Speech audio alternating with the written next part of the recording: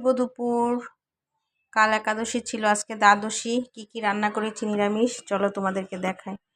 এখানে আছে সাদা ভাত, এখানে করেছি চানার ডাল, এখানে লাত তরকারি করেছি ডালের বড়ি দিয়ে, ধনেপাতা দিয়েছি, এখানে একটা ভাজি করেছি, সব কিছু সবজি কুচি কুচি করে কেটে সর্ষে বাটা দিয়ে কালো জিরে ফোড়ন দিয়ে, সাথে আছে লেবু, আর সকালে আলু ভাজি বেগুন ভাজি করেছিলাম, অল্প ছিল।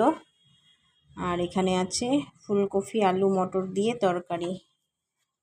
এখানে করেছি টমেটোর চাটনি, আর করেছি পায়েস, খেজুরি গুড়ের পায়েস।